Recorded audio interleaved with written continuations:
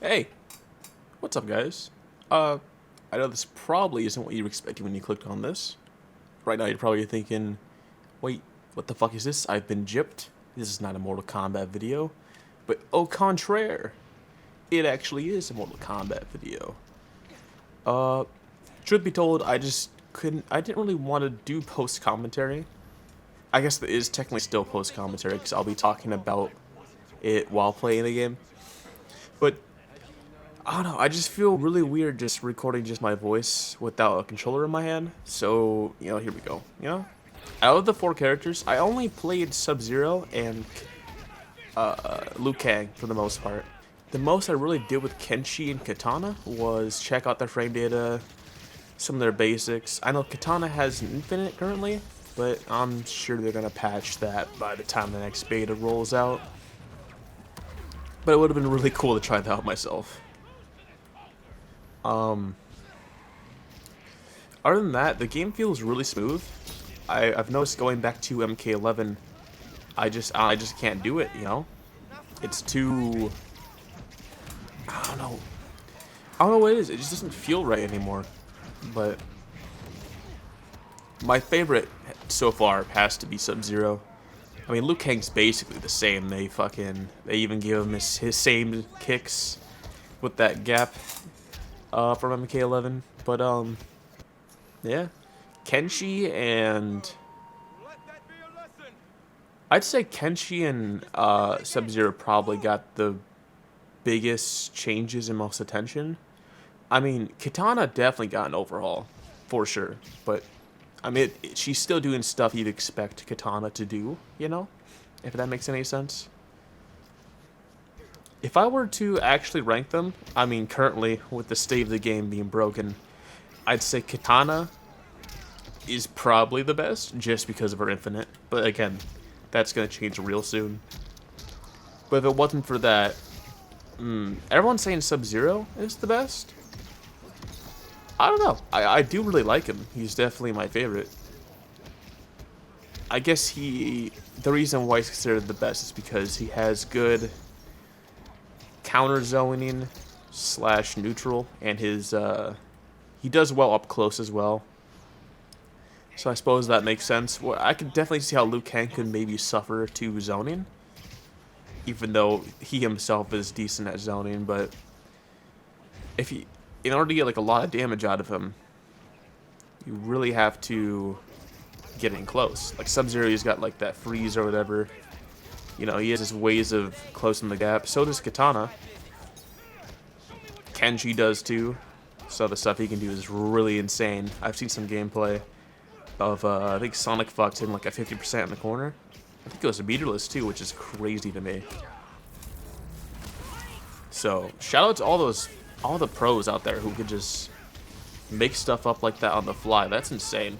I mean, granted, they probably put in a good amount of hours learning all these routes already, but I just didn't have that time just yet. I don't have that privilege.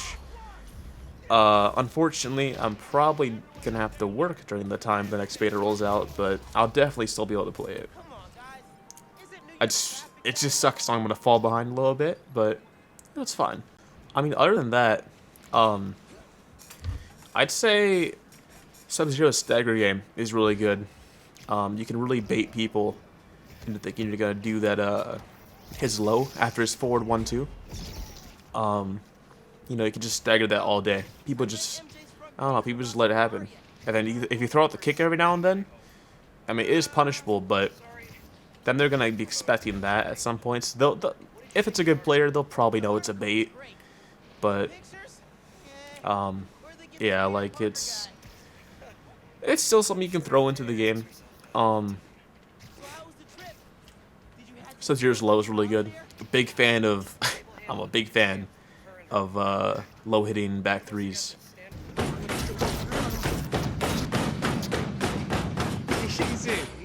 I don't know, they're just chef's kiss.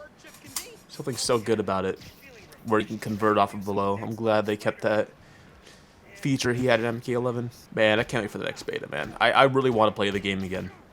It's just MK11. Like after playing MK1, MK11 just feels so bland, like white bread, bro. It's so, I don't know. Everything it was missing, you really, I really do feel like MK1 fills in those gaps. Now, granted, I am not a big fan of how you can't dash cancel into a block, but I mean, maybe that's just my scrubby side coming out because MK11 was my the first time I got competitive with fighting games. But I don't know. That's just my own personal gripe about it. I've noticed other people saying the movement's really slow. It is. It definitely feels kind of. It feels like super slow, and then once the punches start rolling out, it's just explosive. You know, it's just super. It's just super like a lot at first. You know. But that's stuff you get. That's stuff you get used to pretty quickly, I imagine. I hope they buff the movement speed. I hope they put raid in the game, bro. I've been seeing those teases Ed Boon's been tweeting. References to some Prince song that I believe was in what was it, Batman and Robin? Very obscure reference to just be randomly saying, you know. But either way, you know, even if he is a cameo, I'd still want him to be in the game. I'd much prefer if he was a main character, but I would hope he is because they're doing this whole overhaul on Edenia. Like, they're rewriting the story. They've got to fit Ray in there somewhere. You know? Just wouldn't make any sense if they didn't. Barrel. Sorry, I gotta beat some ass real quick. Anyway, I mean, other than that, like, I don't really know what else to say. Like, I love the game. Like, the time that I had to play it, it was really, like, just, I don't know.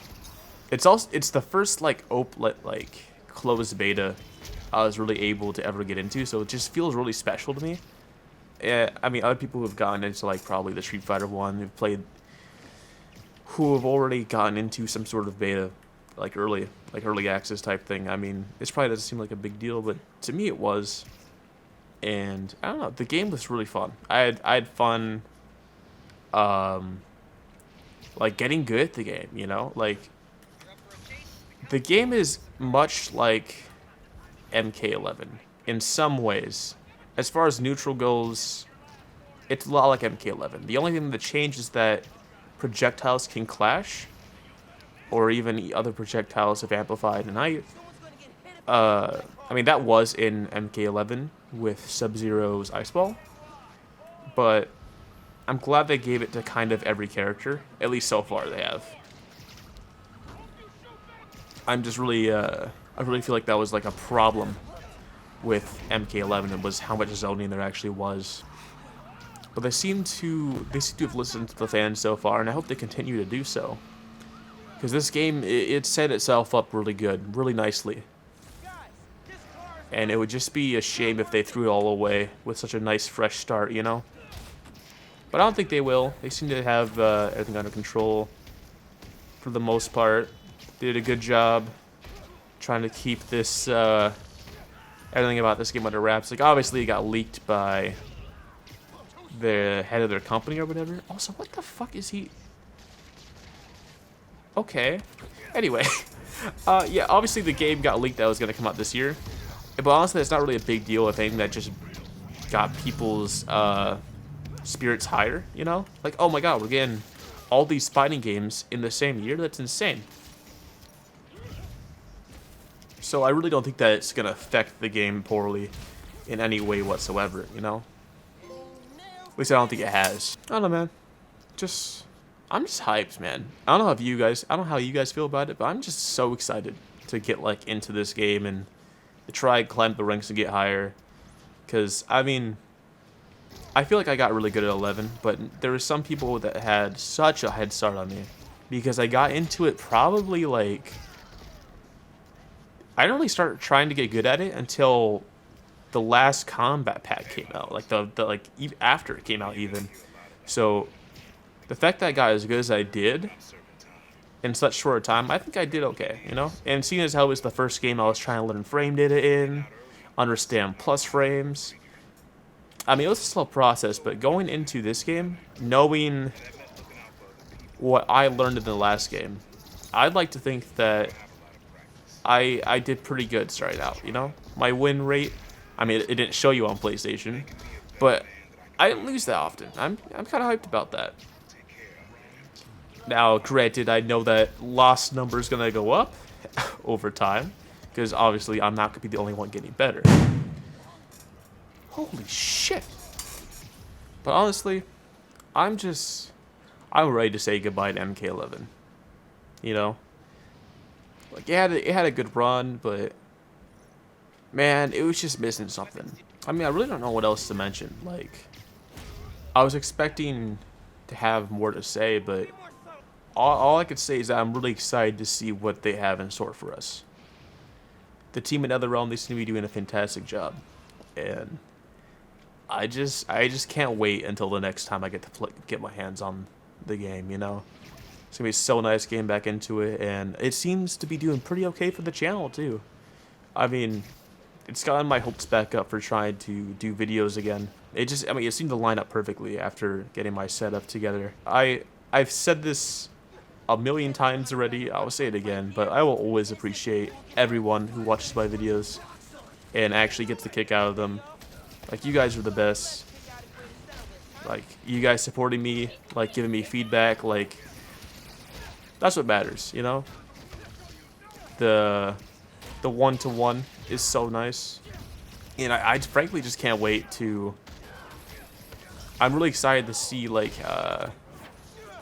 what kind of community I can build, you know? One more thing to wrap this up. In the meantime, what kind of content would you want to see from me? Because we do have a while before the next beta is out for the game, and I feel like most people probably don't want to see MK11 anymore. I feel like everyone's really burnt out. I know I am. I feel like everyone's just on a really, like, thin line with that game, you know? But, tell me in the comments what kind of content you'd like to see from me, and it will give me a few ideas. I just want a rough estimate of what you guys are kind of interested in. So don't be afraid to, you know, drop that in the comments. But again, I appreciate you guys tuning in, and I hope to see you guys in the next video. Peace.